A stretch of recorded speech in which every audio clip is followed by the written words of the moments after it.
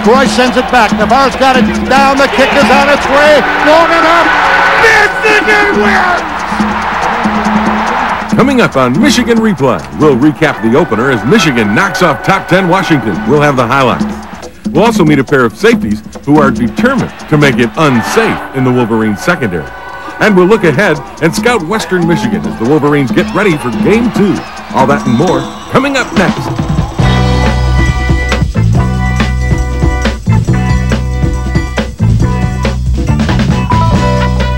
Michigan Replay with Lloyd Carr is brought to you in part by The Joy of Pepsi and by Big Boy Restaurants, home of the original Big Boy Double-Decker Hamburger. Hello, everybody, and welcome to Michigan Replay. Well, on Saturday in Ann Arbor, there was a heart-stopper. A day never to be forgotten, Jim. No, a great 31 to, was it 29 win? I don't even know. All I know is that Brabs made the field goal late. Looked like the game was out of control and out of reach, and your kids never said die. Well, Jim, right from early on, it was one of those games that went back and forth, and it was won a few times and lost a few times. Thank God that field goal team did a great job protecting, and Philip Brabs, what a story. What a story's right. We'll get into that at the end of the game. Right now, let's take a look. Early on in this football game against Washington, Lloyd, it looked like you had it going your way. Very first running play from scrimmage. Well, we ran off tackle, but B.J. Askew had a great block on the linebacker, and Chris made a safety miss, and we got into that secondary, and that's the way we wanted to start the game. We talked all week about getting a fast start and taking that stadium over and getting our crowd into the game. At that point, you're up 7-0, and the defense, which played well, I thought, all day long, comes up with a big play. Well, we did a tremendous job outside of one play all day long in the rushing game, and a big hit there. Julius Curry came up with what we call a sudden change opportunity. We've got him at the short end of the field, and on the first down, we went for we had him open and missed him, but on a big third down play, John hits Tyrese Butler, and we got a good shot at a field goal here. But the problem is you missed this field goal, and that was kind of a theme of the day until that last one. Well, we missed. Well, if you're going to do 1 and 4, you want to miss them early. If you're 1 out of 4 in field goals, you want the last one to be the one, right? Yes, you do. Yeah, it was.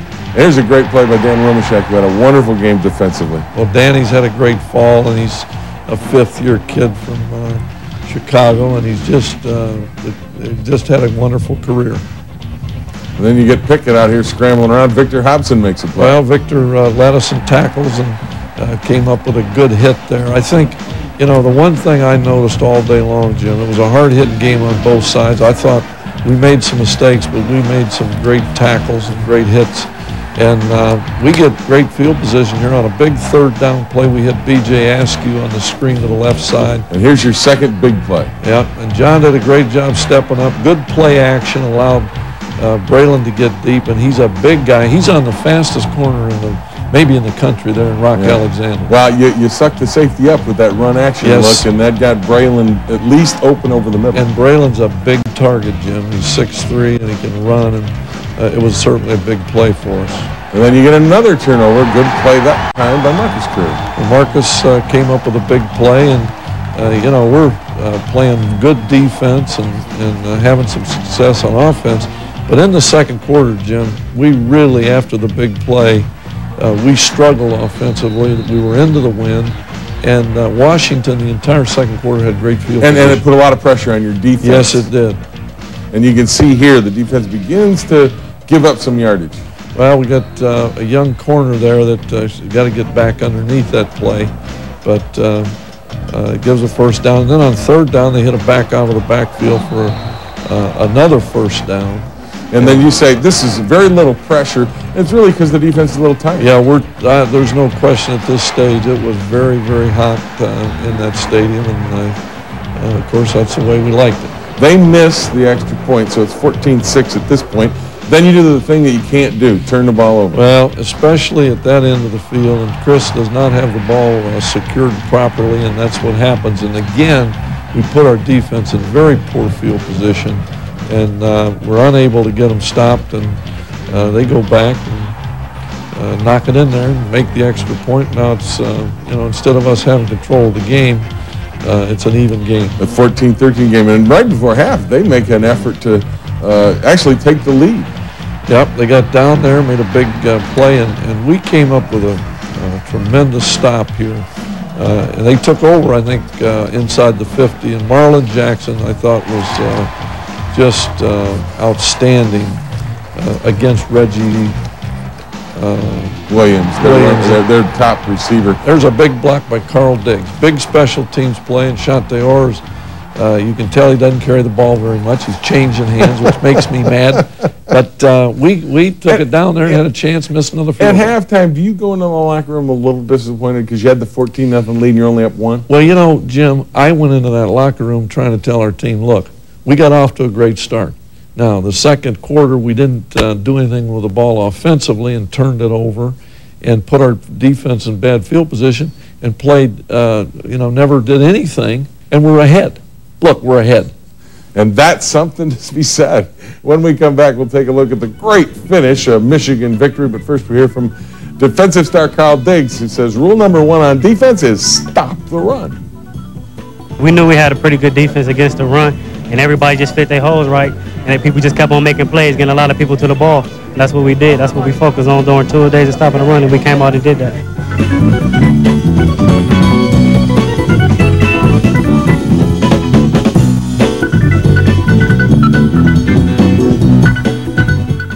What you come here for is what the games we like to have. Well, not all the time, but it's one of the great wins in my life, and this team worked so hard, and we're deserving. The team played hard. They played tremendous. Both teams deserve to win.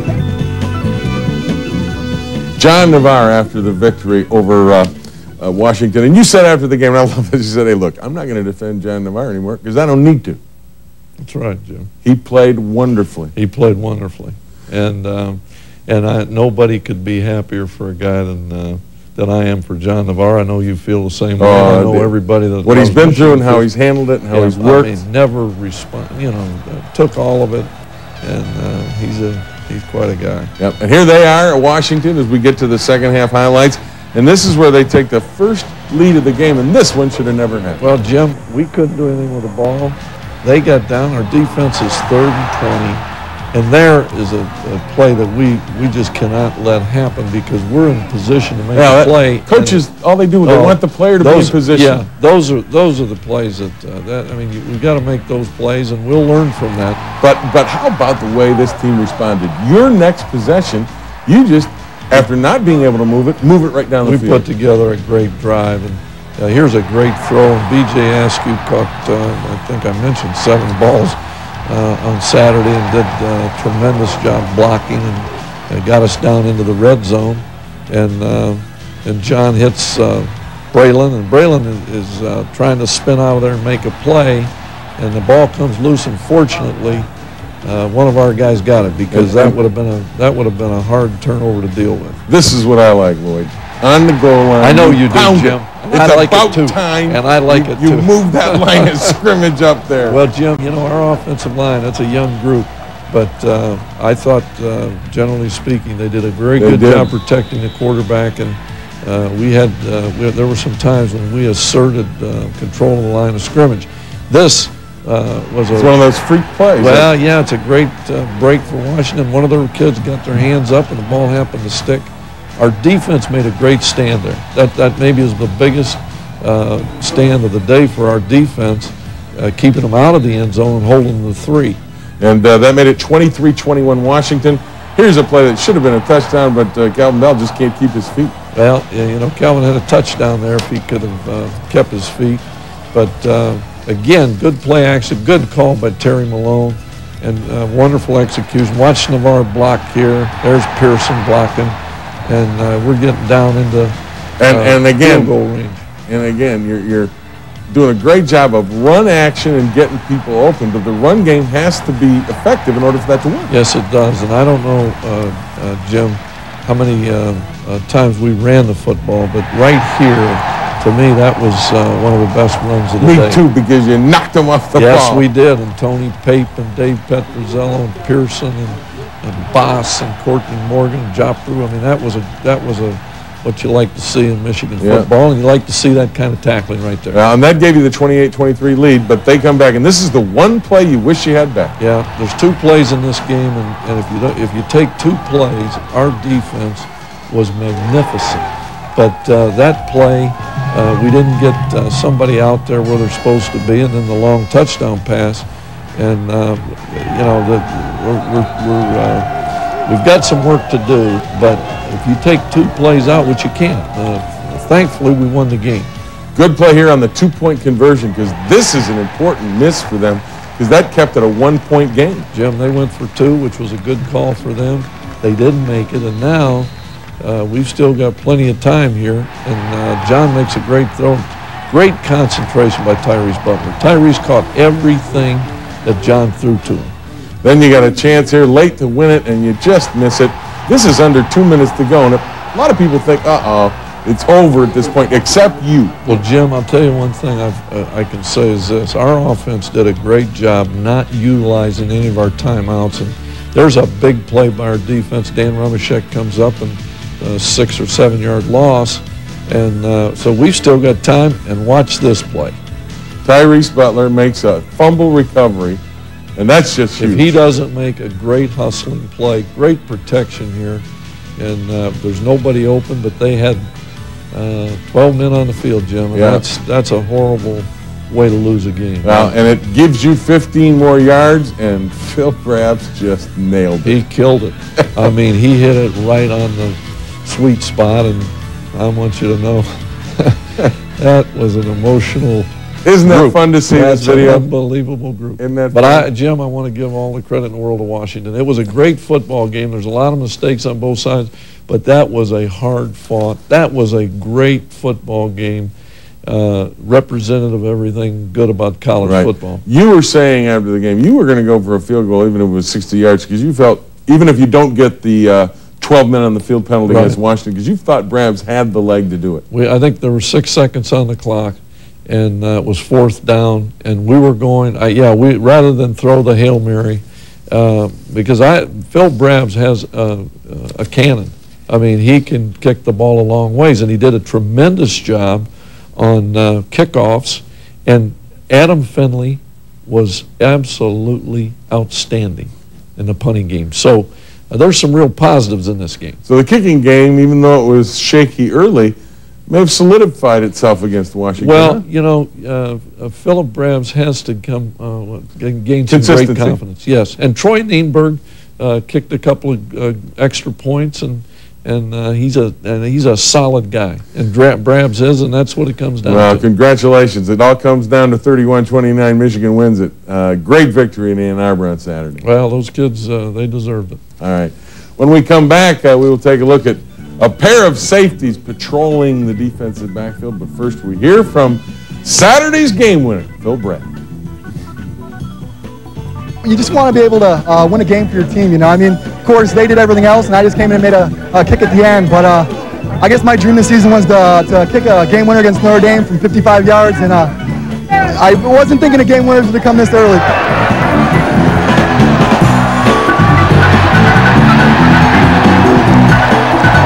To re-entrench themselves.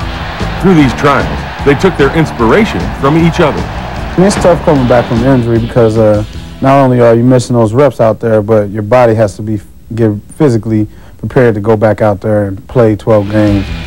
You know, watching everything that Cato did when he was hurt, it kind of inspired me. Once I got hurt, I was like, you know, one thing I can't do this year is get hurt, and it happened. So it was like, you know, once I saw the things that he did with working hard, getting rehab every day, you know what I'm saying, listening to the doctors and going and just showing up every day and being there outside with the team and inspiring them every day, giving them a good, you know, pat on the butt if they do a good play or if they mess up, being there to help them out rather than just criticizing them. And that was like the biggest thing about, you know what I'm saying, taking care of myself but also still being a big part of the team. It's definitely mental because like for him going out there, if he thinks he's going to hit somebody in the shoulder, for me, you know, making a plan, making a cut, being able to sit down in my break and coming out, it's definitely a lot more mental than it is physical after the physical part is over. These two young men are leaders. They've fought back from injury. They are established players, and they are bringing a new resolve to their teammates. But this year we're going to focus more on the team aspect, you know what I'm saying, being there for the players, helping each other out instead of, you know, it's always a fight for the position. But sometimes, you know, some teams, they worry about taking a spot rather than helping somebody out so they don't mess up in the game, which would cause you to lose. It's all about the team, but it's also about getting something back that these guys felt they lost at the end of last season. In the past, I know people fear Michigan. You know, a lot of times, maybe in the media, you know, and the way people talk about Michigan, I think we might have lost some of that pregame respect in terms of how Michigan is going to come out there and, you know, well, I don't think they're tough, or I'm not sure if they're good enough, you know. And I think we have to go out there every game, every week, and instill fear in people's, you know, minds, like, oh, we're playing Michigan this week, or I don't know if I really want to play Michigan. You know, get back to the old, say, where the defense was feared here in Michigan. You know, they knew one thing, that Michigan defense was going to come out here and hit them. They're going to fly around, they're going to get to the ball. So we have to reestablish that attitude throughout everybody's mind. We call ourselves, you know what I'm saying, we the pack, you know, like a pack of wolves.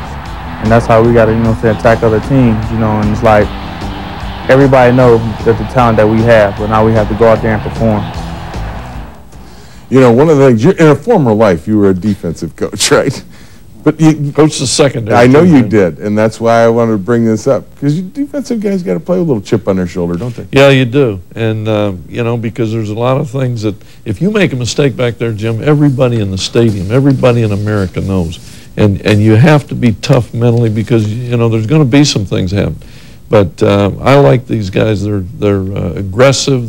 They're heavy hitters. There was some heavy hitting on Saturday. Betcha. So I like our safeties. I think they're guys that love to play the game, and there is competition there, and yet they're Michigan men, and they want to win for Michigan. And what's important is, as they said, the team. When we come back, we will take a look at the team Michigan must play next week, Western Michigan. But first, we hear from Courtney Morgan about it's time to put this one behind him and move forward. We got to forget about this game because, you know, we got goals, and, you know, we can't lose in college football. So we got to forget about it and keep going. It was a great win, and we can use it as a positive, I think, to motivate us. You know, we get in tough situations.